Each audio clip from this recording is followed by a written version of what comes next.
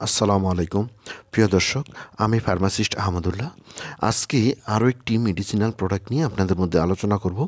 প্রোডাক্টটির নাম হলো ফ্লুক্লক্সিন dry syrup. এটি স্কেপ ফার্মাসিউটিক্যালের একটি প্রোডাক্ট। এই প্রোডাক্টটির প্রিপারেশন হলো ফ্লুক্লক্সাসিলিন। এটি একটি অ্যান্টিবায়োটিক। প্রিয় দর্শক, এবার আসুন জেনে নেই এই ওষুধটির ব্যবহার সম্বন্ধে। এই ওষুধটির ব্যবহারের মধ্যে রয়েছে নিউমোনিয়া, বার্ন অর্থাৎ পুড়ে গেলে অথবা বিদ্যুৎ, রাসায়নিক ঘর্ষণ এবং ইউভি দ্বারা চামড়া এবং শরীরের বিভিন্ন কোষ আঘাতপ্রাপ্ত হওয়া। মেনিনজাইটিস হলো ব্রেইন এর সেল মেমব্রেন অথবা ব্রেইন এর কভারের ইনফেকশন। এন্ডোকার্ডাইটিস, এটি হলো হৃৎপিণ্ডর ভিতরের ইনফেকশন। সাইনোসাইটিস, আমাদের মুখমণ্ডলে যে ফাঁপা অংশ রয়েছে সেসব ফাঁপা অংশের ইনফেকশন।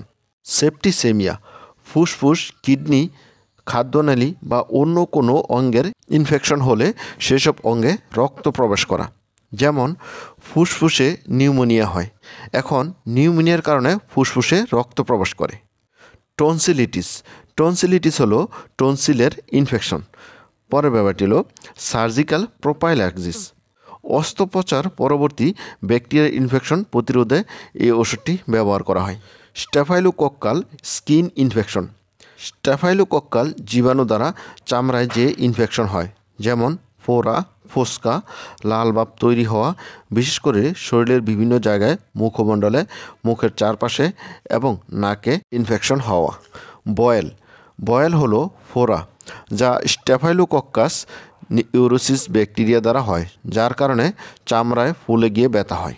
অস্টিওমাইলাইটিস, হাড়ের ইনফেকশন। লক্ষণ হলো ইনফেকশন এর স্থানে লাল ভাব, জ্বর হওয়া এবং দুর্বল হয়ে যাওয়া। Enteritis, ক্ষুদ্রান্ত্রে inflammation. অন্স, আঘাতপ্রাপ্ত অথবা শরীরের কোনো অংশ কেটে গেলে এবং রক্তাক্ত হলে এই ওষুধটি ব্যবহার করা হয়। ইনফেক্টেড একজিমা, সংক্রমিত একজিমা। ইনফেক্টেড একনি, সংক্রমিত ব্রণের চিকিৎসায় এই ওষুধটি ব্যবহার করা হয়। প্রিয় দর্শক, এবার আসুন জেনে নেই এই ওষুধটির ডোজ বা খাবার নিয়ম সম্বন্ধে।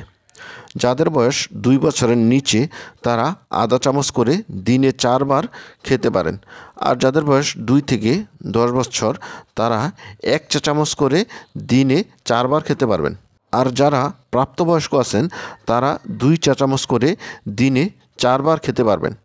ওই ওষুধটি খাওয়ার নিয়ম হলো খাওয়ার আধা ঘন্টা থেকে 1 ঘন্টা পূর্বে খাওয়া, আর এই ওষুধটির চিকিৎসার সময়কাল হলো 7 দিন।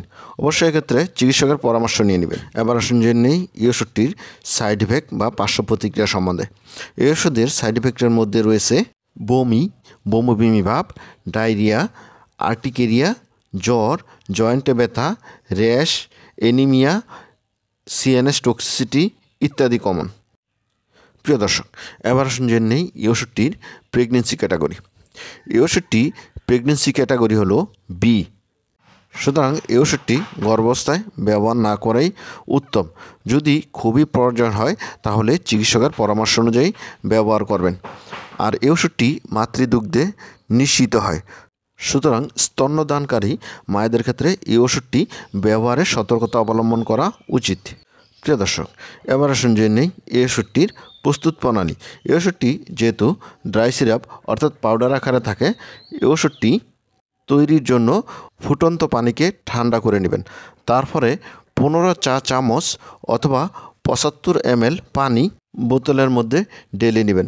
তারপর ভালোভাবে জাকিয়ে নেবেন যাতে সম্পূর্ণ পাউডার সিরাপে পরিণত হয়। আর এভাবে প্রস্তুতকৃত সিরাপ 7 দিনের মধ্যে ব্যবহার করতে হবে। বিশেষ সতর্কতা, এই ওষুধটি কেবলমাত্র রেজিস্টার্ড চিকিৎসকের পরামর্শ অনুযায়ী ব্যবহার করবেন। এই ওষুধটি শিশুদের নাগালের বাইরে রাখবেন, আলো ও শুষ্ক স্থানে রাখবেন। প্রিয় দর্শক, এবার আসুন জেনে নেই এই ওষুধটির প্রাইস সম্বন্ধে। এই ওষুধটি প্রতিটা 100 ml সিরাপের দাম 65 টাকা।